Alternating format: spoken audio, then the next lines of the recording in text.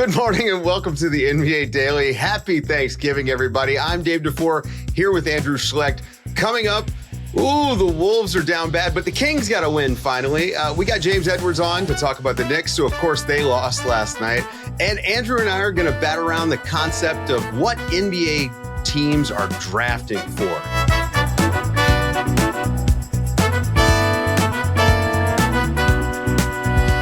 Good morning, everybody. Good morning, Andrew. Andrew, you already start prepping for Thanksgiving the night before or what? Without a doubt, we've got some pies in the oven as we speak here at midnight Central Standard Time. Yeah. We are getting ready. That's awesome. You know what? I have very little cooking to do. I just get to show up and eat. It is nice. Speaking of eating, the Kings managed to eat because the Wolves were their opponent last night, and the Wolves are down really bad. The Kings had been losing. I mean, they lost 6 straight, so they really needed to win. But the Wolves and their vibes that we've been hitting just day after day on the show, they also needed to win, and the Kings pulled this out. They were down 10 in this game, Andrew, pretty late. And it's just the same old thing we keep seeing from the Wolves where they fall apart, but the Kings took advantage. They were able to score. I mean, Domantas Sabonis, had 5 fouls, and somehow the Wolves weren't able to take advantage. But also, he was able to play around 5 fouls and still be effective. I mean, I just think the Kings really won that game. Yeah, he had fouled out of 3 previous games in Minnesota. Like, this has been a problem for Domantas Sabonis, and give him just tons of credit. He played really well. And this game to me is about the return of Malik Monk. If we're talking about the Kings, they've missed him desperately. They lost 4 in a row. He'd come back against the Thunder, didn't look quite right. He was even kind of limping around. But in the fourth quarter alone, he had 11 points and 5 assists, which really was the difference maker there. You had 9 points from Fox in the fourth quarter as well. Those two really helped deliver this game. Also, Jay Crowder. Yeah. Raise your hand if you knew that Jay Crowder was on the Kings, because the Kings didn't even know that yesterday. They brought him off the scrap heap, and he actually played pretty well. Like, what they need is just a physical veteran, which is what they've missed in Harrison Barnes. And we've talked about that here on this show, is like they just need somebody competent to take that spot.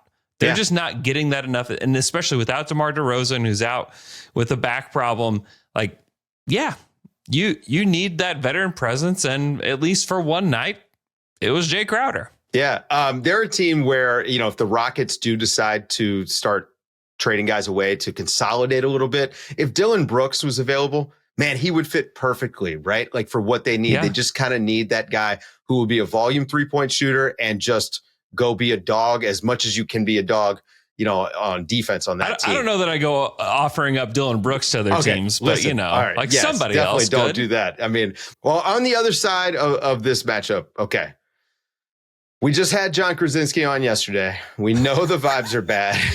I don't know, Andrew, if we knew that they were this bad. I'm going to just we got the super producer over in the UK. He's going to throw the quote in.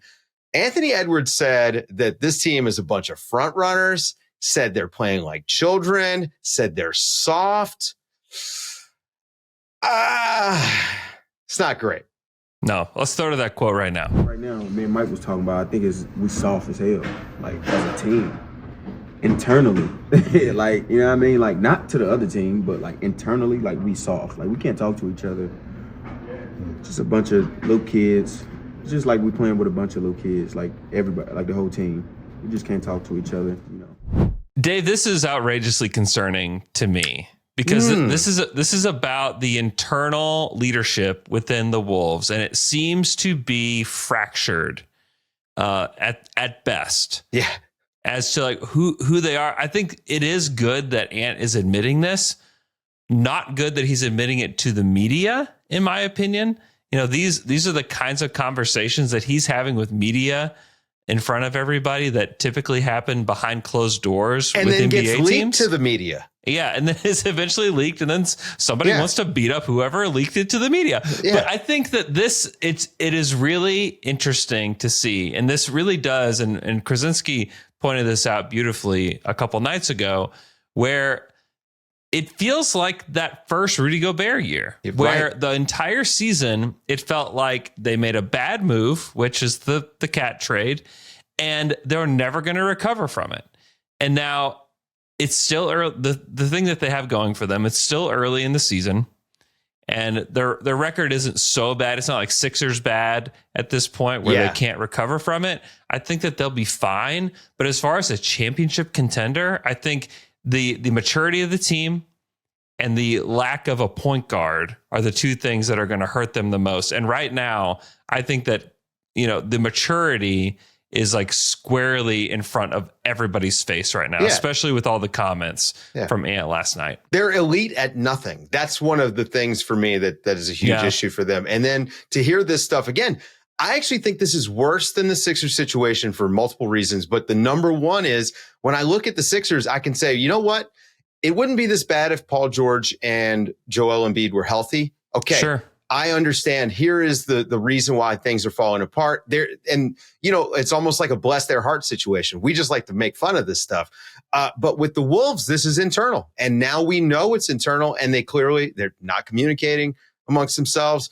I don't know. That's a big problem. And I'm sure a bunch of teams are paying attention to that because the West is too competitive. Speaking of, hey, the Houston Rockets won another game where they almost fumbled it at the finish, Andrew. This is beginning to look, they are fantastic to watch. They have amazing athletes. I mean, Amen Thompson does something every single game that makes my eyes just bug out. But they're playing the Sixers, and we just said Sixers down bad. No Paul George, no Embiid. And now the Rockets are on a back-to-back. They're on the road. There's all these reasonings. Okay. The late game, they get a bad whistle, I think, on the Dylan Brooks foul call on Maxey. They go to overtime. Yeah, but all the lead up to that, where they were just doing nothing. I mean, they scored, I think they went 6 or 7 minutes without scoring.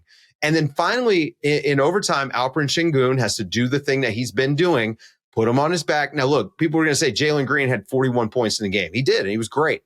But when it came time to get something done, their offense just disappears. And if this team's going to make the next leap, that's the next step for them, Andrew. I think they got to figure out a way to be more organized without just saying, hey, Alp, go get us a bucket. Yeah, I mean, it's all about, and this is where they are right now. It's like finding like who's the man. You watch a lot of other teams, and it's very clear who the man is. Even for the Sixers, Tyrese Maxey in the second half had 28 points in this one. He was clearly the man. In this one, Jalen Green should have been the man, but they continually did not go to him down the stretch. It's just confusing, I think, who they're supposed to go to, because it's somebody's night. I mean, Jalen Green last night was not good for them. Yeah. Has 41 tonight. I mean, it's just, it bounces around who is the guy. I mean, there's nights where Sengun isn't even closing games. Exactly. It's very confusing. I don't know if it's a coaching issue. But this is where they are in their process, which is totally fine. Like, this is a young team that has a lot of young guys, and they're trying to figure out who they are and winning while doing that, which I think is pretty crucial for them. Yeah. And eventually, they're going to be able to consolidate a lot of these players into a really good player, I think. And then I think they already have a really nice foundation there in Houston. So I really like what they're cooking with there. Yeah. For the second week in a row, Andrew, the Cavs lost a game. They are no longer any good because, not a good story. Actually, they lost to the Hawks, 135-24. The Hawks they shot the lights out. They hit 23s. Yeah. But Trae Young, man, 20 points, 22 assists, and he hits a crazy shot to put the game away at the end. And this is the thing that I love about that Hawks team. When Trae Young is playing like that, like they look like a team that could be a spoiler in the play-in. You know what I mean? They could take out one of these teams. If the Bucks is somehow in the play-in, you could see them winning one of those games. Yeah, I mean, that shot was a complete dagger. And the big difference to me in this game was just the bench production that the Hawks got. I mean, you got almost double digits from everybody that played, 9 from Kobe Buffkin, but you got from Bogdanovic, you had 17. From DeAndre Hunter, you had 26, and then 10 points from Onyeka Okongwu. When you're getting that kind of production off your bench, it's difficult to lose games. Yeah. And so you had Trae Young closing this one out, but I think that he was just really buoyed by his teammates in this one. I mean, again, I really like that team. And you know, I got to ask you before we get out of here, a very important question. Who is Tyrese Martin? And what did he do to the Phoenix Suns? Like, I didn't catch this game, Andrew. Listen, Dave, Tyrese Martin, who, if you have heard his name before tonight, you are like an NBA G League sicko, and I applaud you. But Tyrese Martin in 28 minutes tonight was 8 of 10 from 3. He scored 30 points. Dave, he didn't score 30 points one time in college. That's amazing. Let alone in the NBA. He had 33 total points in his NBA career up until tonight. He had 30 tonight. Just an unbelievable showing from a guy that no one's ever heard of. That's awesome. They beat the Phoenix Suns with Kevin Durant and Bradley Beal and Devin Booker in the lineup. And, you know, I have to give the credit to the Brooklyn Nets coaching staff and obviously the shooting of Tyrese Martin. But just the fact that you can just plug a guy in like this, it shows that they have like a foundation of just a general offense that you can just plug guys into, which is really helpful. Yeah. Not every team. I look at this roster and I think this Nets roster is clearly not what they want. This is clearly not the way they want to win, but they are winning this way because they have good coaching and they have a good developmental staff. And those two things can carry you a long way. Eventually, they're going to completely pull the plug on this thing. And they're going to go try. They're going to go try to get the number one pick. But for now, it's just kind of fun. They're floating around 500, and we're getting to talk about Tyrese Martin somehow. It's awesome.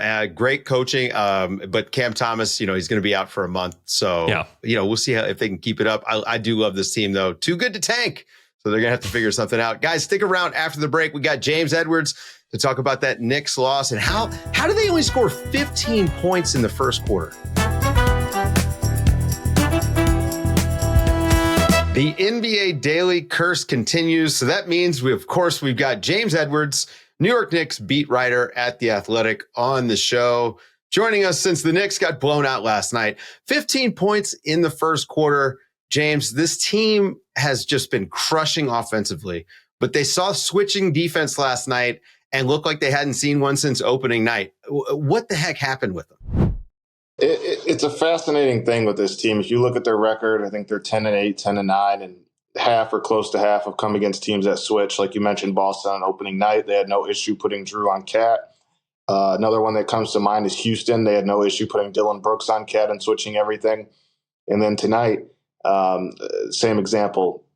When they play teams that not only just switch but play with some heart, like those teams do, there's hard pressed to find a team that plays harder than Houston.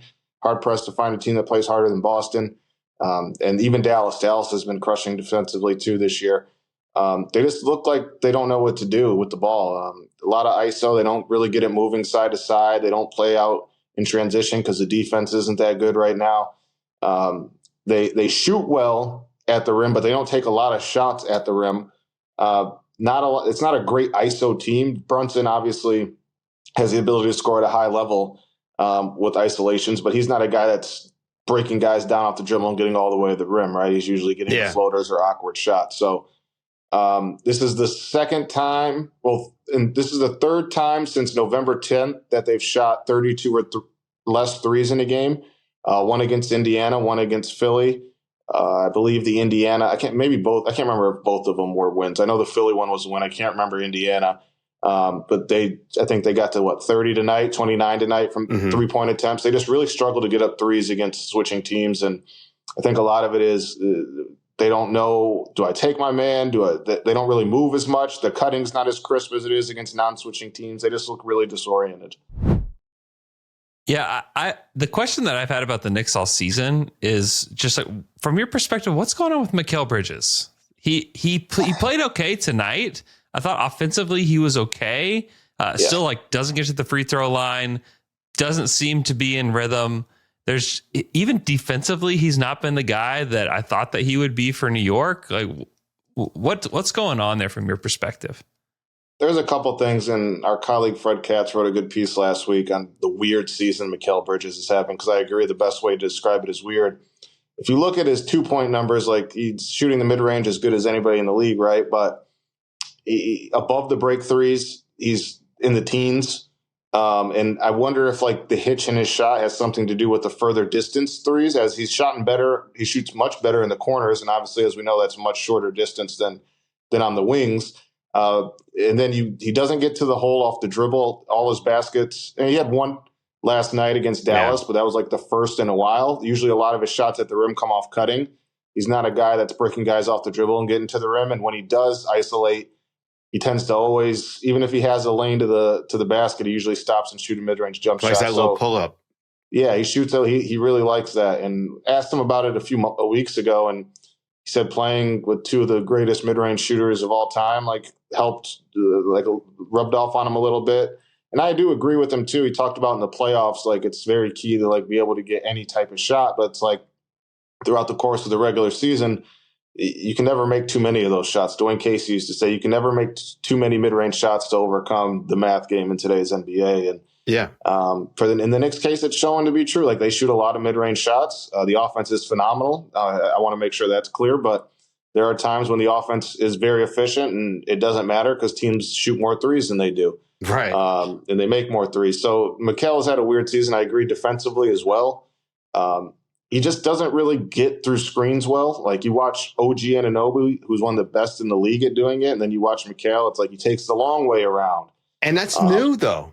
Yeah. He's always been really good at navigating screens. He just isn't as, it's not that he's not as skinny, because he's still skinny, but he's not as skinny getting around screens for some reason. And I haven't been able to figure that out. Very weird season. I think the defense has been something that he earned the label early. I think the last few years, it's not been to the all NBA level that I think if you ask most people, that he possesses. He still has the capabilities of being a really good defender. I just don't think we've seen it that much. And OG's when you look at how OG Anunoby is a great defender. Yeah. I would say if you pick a weakness in OG's defensive abilities, it's guarding smaller guards, right? So you get Mikal, you think he can take those assignments. You can play OG off ball and let him do what he does, but Mikal's just really struggled staying in front of him, getting around screens, and it's been a big issue for the Knicks, especially when they don't have a pure rim protector down there anymore with Mitchell Robinson out, no Isaiah Hartenstein. I mean, part of this is I actually think that Mikal Bridges in a Tom Thibodeau defense, kind of is a man without a role to a certain degree, because OG does so much of the help stuff, but they got to figure out something to use him and make him more valuable. Maybe they figure out a playmaker center field role for him. But on the offensive side, OG Anunoby has actually had a really great season, had a 40-point game the other night. Now, didn't shoot the ball very well against the Mavs, but you start to look at what OG's doing as a play finisher and you think, well, maybe Mikal could just be doing more of that. But think about it. Couldn't Mikal do some of what's been working for OG Anunoby? Yeah, you would think so. I think one thing that they do have in common is the cutting. I think OG cuts with more frequency. I think OG is a little bit more physical and does get to the rim a little bit more. But I think the big difference between them is OG shooting a career high on threes above the break, and Mikal shooting a career low. And I think that's really what's opened up OG's game. He's always had the cutting. Having Cat and that spacing just kind of accentuates it more. But the fact that he's shooting so well from everywhere on three has really bumped his numbers up and allowed him to have a few big games. Well, that and the grenades he's tossing guys at the end of the shot clock, man. This is like Damian Lillard getting fouled on threes, boosting his 3-point percentage at this point with this grenade thing. It's getting ridiculous. No, it is a lot. That's a great point. A lot of grenades, and I still think OG passes up a lot of threes where he has a little bit of room and he should let it fly and still hesitates, but he's making them.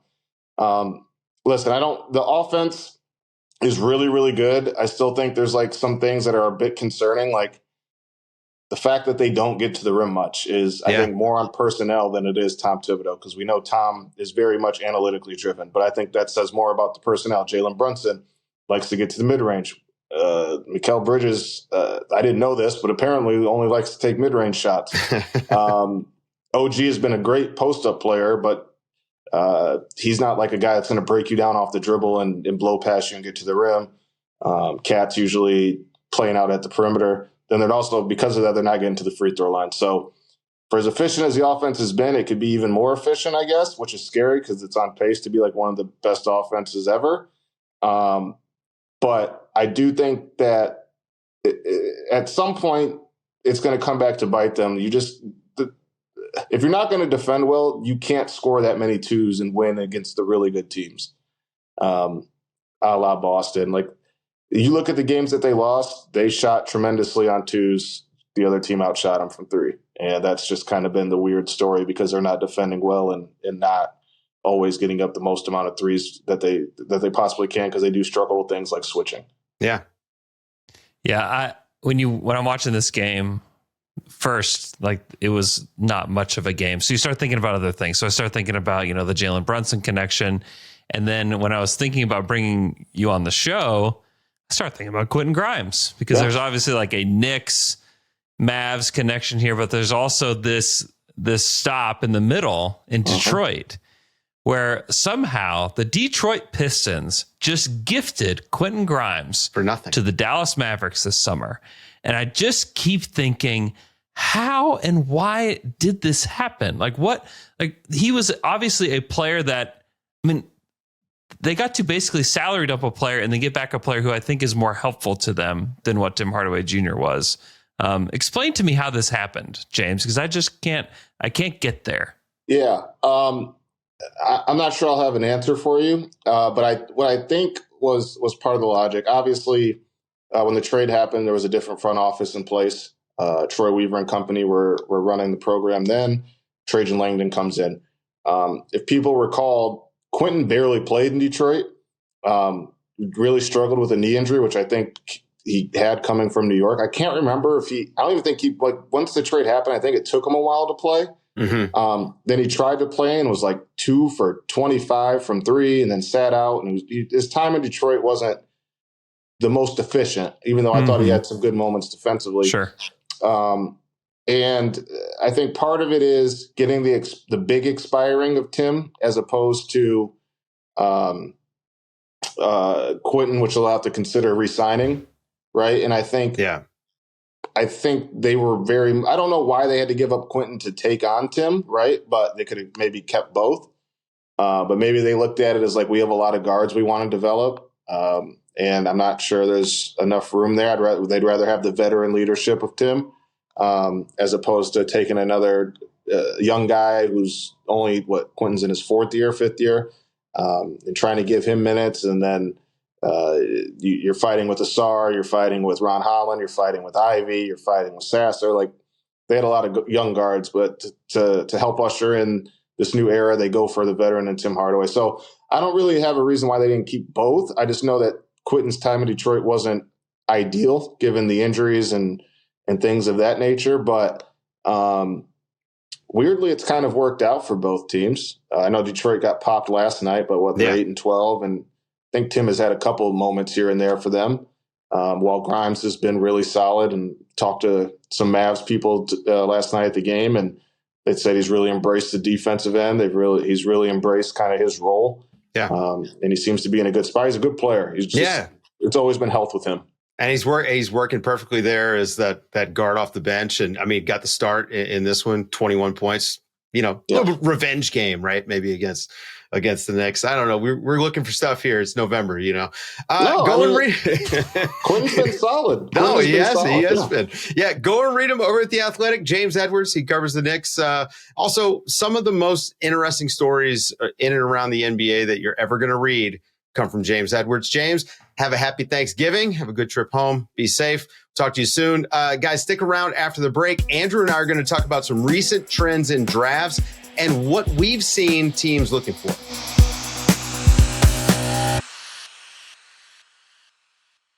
Listener questions. Of course, over on the website, we got the post up. Go and leave your questions. We're looking for a basketball question and a non-basketball question, but just a basketball question tonight because kind of went deep on some other stuff. But Andrew, this is super up your alley because it's a draft question. I know you're going to love it. Outside of Tyrese Martin, what sort of trends do you see in the last 5 draft classes that NBA teams have been chasing? Does drafting a tall, athletic wing who can't shoot actually pan out? And that's from John M., who a subscriber over on the website. Shout out to John M. for this question. Thank you. It's a great one. Now, guys that can't shoot. Now, here's the deal with the draft is that you have to be able to do a lot of things to make it in the NBA today. I think about a guy like Jabari Smith, who's a good player who I think will be in the NBA for a long time. But why is he not taking off like some of the other guys in the class have?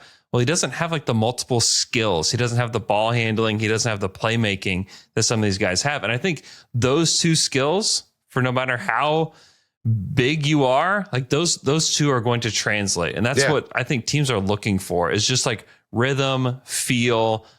Like those things are always going to be helpful to a team. And I think that there are teams looking for those kind of guys. I mean, you can look in the 23 class, like the Thompson twins. Yeah. Those are guys that have that. Anthony Black went high in that draft. Even Coulibaly, we've seen that from him in this one. And I think those are definitely skills that people are looking for. And you just can't have one singular skill anymore. Yeah, you definitely can't. You just can't. And you have to be on a very specific team. I think about the guys who are 3-and-D only that are actually surviving in this version of the NBA. Like you almost have to play for the Mavericks, for it to work. And even then, Clay is probably defending harder this season than he's had to in a couple. Sure. Just by virtue of the way that the league is. I mean, it's no longer 3-and-D anymore. It's 3-and-D and at least 2 dribbles and a decision. Danny Green, when he first started out, he might not make it into a rotation now. Yeah. These guys are just there on a different level. And the top of the draft is kind of where you were thinking. But for me, like the role player section of the draft, again, Tyrese Martin, make the joke, but you have to be able to stick threes. But it's about, I think what you find is these guys and Dalton Knecht might be a guy that we look to more. Ryan Dunn, these guys that played a little bit longer who know how to, Dalton Knecht doesn't know how to defend, but Ryan Dunn does. So you get these guys who know how to do something well. Dalton Knecht, he's so experienced in an offense that, you see him comfortably, he can pump and attack and attack a closeout. He knows how to move the ball. So I think that's something that I'm noticing. You see guys who just know how to play basketball, whether they're tall. Podziemski, look at a guy like him. Dante DiVincenzo, guys that size and white weren't going to get drafted. That just wasn't going to happen. And now they're able to break through because, number one, being able to shoot the three, number two, being able to offensive rebound, number three, being able to play defense the way they do. So, I would say this, being 6'4" is no longer a death sentence for a prospect. Yeah. Still, though, players that are tall and have good length. Yes. You will always reach for those guys. You will always take the Saloon or the Ron Holland or the Cody Williams of the world, just because it is hard to find guys that size in the NBA that can do multiple things. So I think teams will continue to reach for those kinds of players, certainly, but it's more about skill than it ever has been in the NBA, and especially with the draft. It's multiple skills, and it's playing with a particular rhythm that I see NBA teams really going for. All right, now I got a non-NBA question for you. Do you decorate for the holidays on Thanksgiving, or do you start it later on, December? Oh, I did today. Oh, before Thanksgiving, I put 2 trees up today, Dave. I don't know if you're disappointed in me or not. I don't really care. Pretty early. You know what? Listen, I've got kids at home, and I want to cherish the holiday season as much as I can. Okay. So if you think I'm a big loser for it, not at all. I'll own it. Not at I'll all. own it. Get the eggnog, turn on the Mariah Carey. Everybody have a very happy and safe Thanksgiving out there. I'm thankful for Andrew Schlecht. Good to have you, buddy. For Andrew Schlecht, I'm Dave DuFour, and this has been the NBA Daily. Thanks for waking up with us.